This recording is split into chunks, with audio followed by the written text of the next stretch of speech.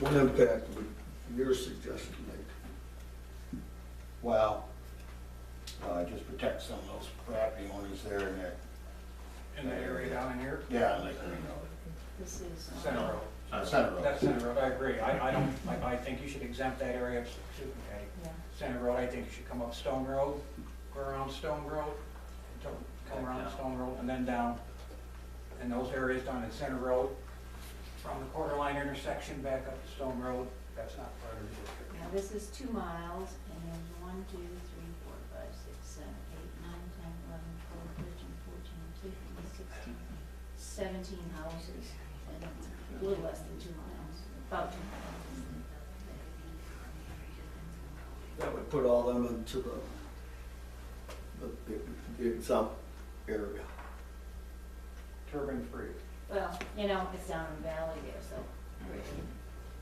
there's not gonna be a windmill down there anyway, so, Doesn't matter to me, it just, yeah. I want this center area free. Or exempt, or whatever. Are we in agreement, we wanna switch that up around there then? I don't have a problem with that. Stone Road, Yeah. Here's a- How do we erase that? The other one, yeah, I don't know. It's a clean handkerchief, I'll try that. Oh, was it?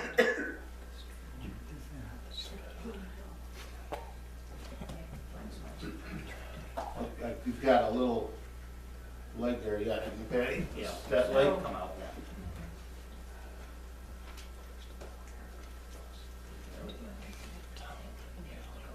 Okay, now, Center Road to Stone Road, and then Stone Road to Quarter Road. correct. And then over here, It's a little more complicated here.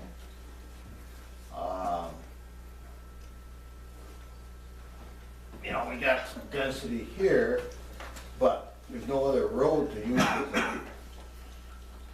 And this is down in the hollow too. Correct. You know, we're just using it as a boundary, it's not like there's gonna be windmills there, they're up in here.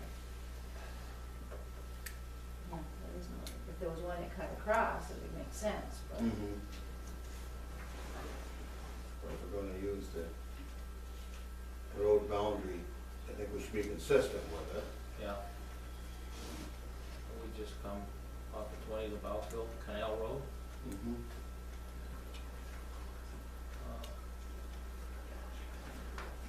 No, And then Elm Street, Elm. Cross Cole. yeah, a little bit of coal, As far and as it goes.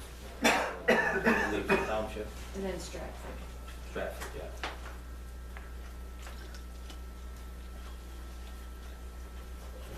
why don't you mark it down tentatively right now so we can see that better? In other words, come right down here, right?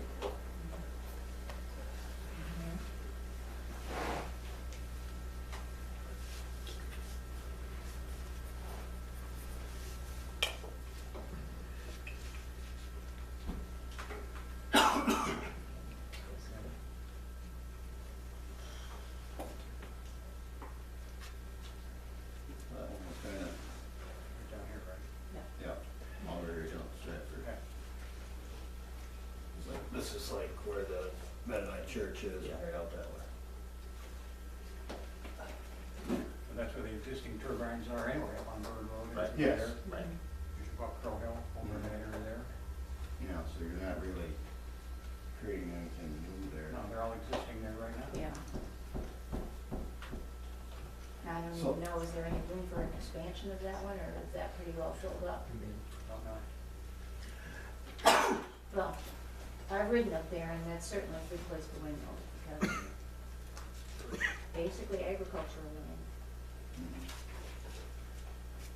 which is the same with this over here.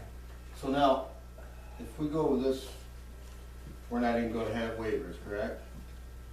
Well, we didn't even get into the setbacks here, but we can actually exclude what we talked about last time, because we had that broke down. Mm-hmm. The outside. Yep, so we can just scratch All- off all all the that outside. outside. Why would you need a waiver? Well, it's in the wind district, so the setback from a residence was 2.5 times. Right. And the setback from a non-participant in there, we had 1.5 times. That's kinda, I think we need to That's raise shallow, that. That's way too close. I think, so. I Way think too close. go with the 2.5. I recommend 2.5, 1.5 is way too close. 3 or, We have I might not be 2.5. consistent, I think, if it's, that's what's Well, safe. turbine height, We switched that, 450? 50, and, yeah, Okay, 450. so that's the, Yeah, this isn't. so, okay, it would be 2.5 from a non-participant's property line, and we had it, if you were 2 participants, there was no setback, you could negotiate, you know. that could- As long as they're from the property line, but they still gotta stay back in residence. always. From a residence, always from a residence, Oh, okay. no matter if you're a participant or not, always from a residence. And that way, if there's 2 property owners and the hill is only 50 feet from the boundary line and they can work it out, if they're both participants, both having windmills, they can work it out on their own. And we won't have to be dealing with waivers or anything. So we can actually cross off the waiver stuff. I agree, strike the waiver clause. Yep, that What makes page sense. are we on? They know, the more we can simplify this, the better. jumping a little bit here. Yeah. What page are we on? 24. Kinda jumping. That's there. The waiver was out.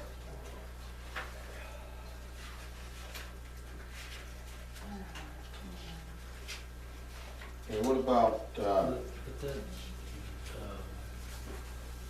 so you're saying then, if it's a non-participant, no lease, whatever, but he's willing to allow his neighbor to put it closer to the line? You know, because the waiver clause required the consent of everyone, you know, it just didn't make them a, you know, participant. It's just saying, yeah, you know, okay, it's 2 times, but the neighbor is willing to allow that, you know, windmill to go up because he can't see it or for whatever reason. If all the people involved consent, you know, it doesn't mean the planning board has to grant it, but I don't see the need to necessarily remove that. Okay. I mean, you know, the reason the waiver language was so limited was because it required everyone involved, even if they're not a participating property owner, to say, yeah, that's okay. And certainly if they don't, then the waiver can't be granted. Yeah, I think we can't there. You know, if you don't have any flexibility, you know, you're gonna get those instances where, yes, everyone is in agreement that, you know, we could do this, but there's no provision in the ordinance at all to allow it. I don't see where it does any harm because everyone is consenting. okay. All right, so we'll put that in, but, and that waiver part, this is back in, yes. That last sentence in that, under waivers, no event shall setback for non-participating owner be less than 4 times the height. We strike that sentence, right? Yeah. Because they've got consent anyway.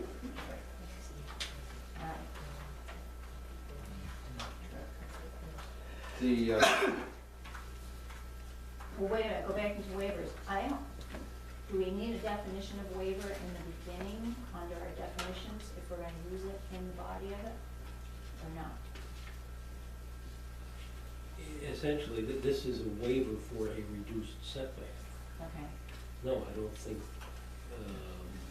it's saying, you know, it's for a reduced setback. You're not putting waiver, you know, you're not making a general variance procedure to allow, you know, height variances or, you know, other types of waivers and variances. This is just a very specific for a reduced setback. okay, okay. all right, that's good. You had something else, Patty, or? No, I don't think so. What about setback from the road? That one, we had decided 1.5 times from a road.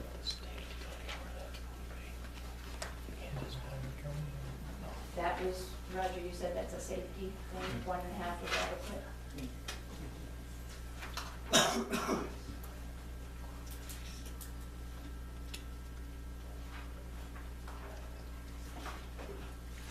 You know, I wonder why we need 2.5 from a resident and 1.5 from a road. Oh, okay. Okay, that's good answer. What'd you say, Roger? Noise. Okay, I can understand that. so for safety reasons, 1.5 is okay On the road, on the road. Okay, it's not gonna fall on fire. All right, so,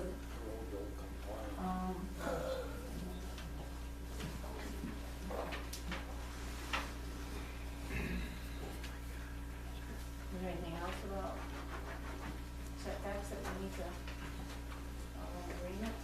I got it. Got the noise. Yeah, we decided last time to use the center one. Okay, we'd already Oh, tried that that. was 11 hours, 35 to 40 dB, that's what you find. The one, 50 is kind of high, that's what it's Isn't it? Yeah. What do you think it should be? 40? You're the noise expert, so. Excuse me, Roger, we can't hear you at all. Not at all. I'm sorry, we Well, just Then can't. turn around and face us. What do you think that noise should be, Roger? 40, no more than 40. No more than 40 decibels. Right.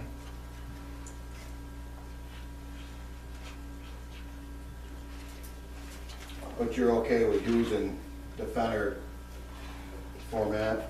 Haven't read it yet. Okay. What was your response, Roger? I haven't read it yet, so I don't have a response yet.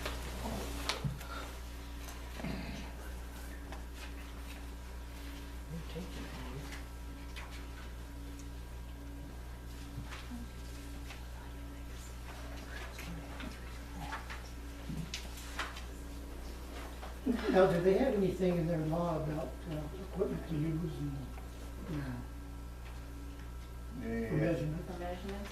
No, that's, I think that, Yeah, we've got that enforcement of noise standards. You're leaving that in? We're leaving that in. Okay. We're leaving that in.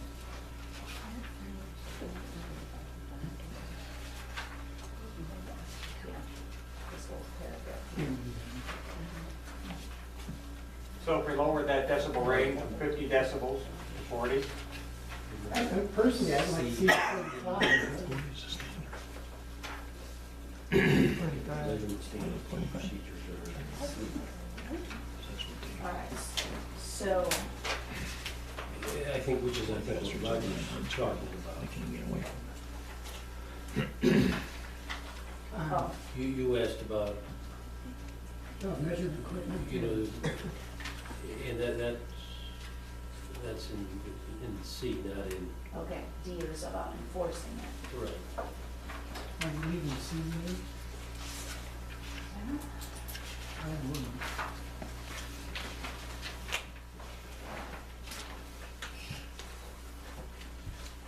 The whole thing is under the right conditions or the right noise, it could become very annoying, you know. C might get a little technical for the members of the board to understand. But not for them. But when you get the proper qualified person doing the measurement, that gives them the standards to do it. Okay, And I guess I don't see where there's, you know, any harm or ambiguity leaving that in. I mean, it helps leaving that in, I agree with that. So you can leave C and D, you know, both. leave C and D. Right.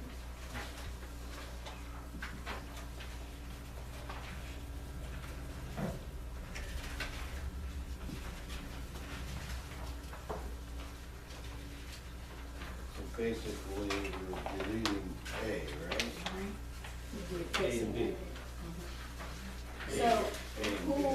who would be doing these tests 4 times a year? Who do we rely on to do that? Well, to me, the windmill company themselves would have to hire the acoustic expert to do it, at their expense. Not the town. And provide, We need that in there. we need that in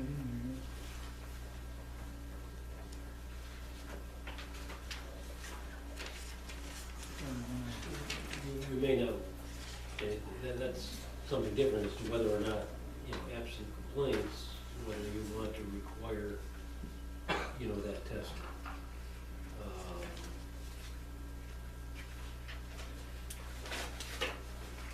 You know, it's one thing having, you know, having them do a baseline, you know, when everything is in operation.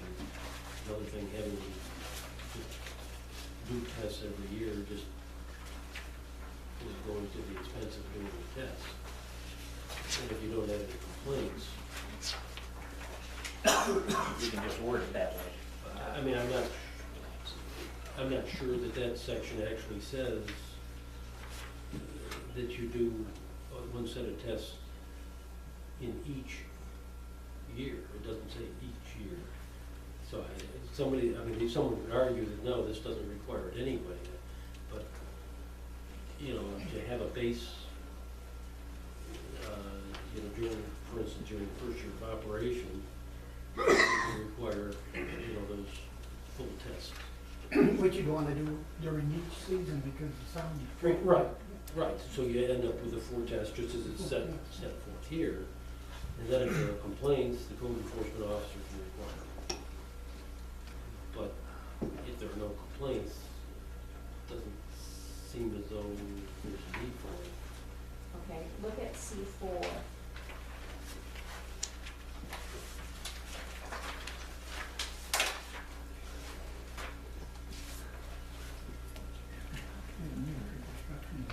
Yeah, but would it have to be at each structure and residence, or just at residence?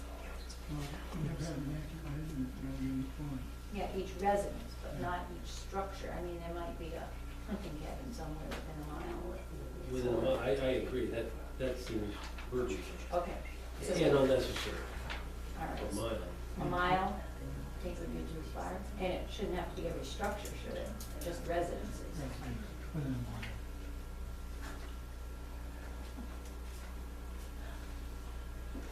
mile, 5,000 feet from it. Some places do that. Say that again, Rick. Some places do 5 miles. So they should do at least a mile. Okay. What's that? So in that C4, the applicant shall conduct and submit with its application a pre-construction ambient noise level study at each residence within 1 mile of any proposed ISWEF. Yeah. Just lose the structure. Structure and, You gonna leave structure in there? no. No, but Yeah. just cross that out. Yeah.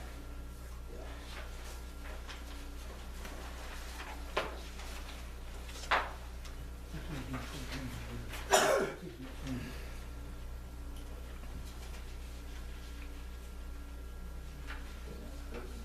And then it's 6. It would seem as though you'd want to, you know, at least have, you know, a set of tests once it's all in operation. And does it say that? That's what it says in 6. Well, this is, the question is whether or not they have to test it every year or, you know, once when everything is in operation, and then if there are complaints. And actually, I couldn't tell you from that wording which it says. I would argue that that doesn't say it's each year. It doesn't say each year. Can we add that? Well, I would think it would, a minimum one set of tests shall be performed, upon full operation of the project during each of the 4 calendar seasons of the year. Or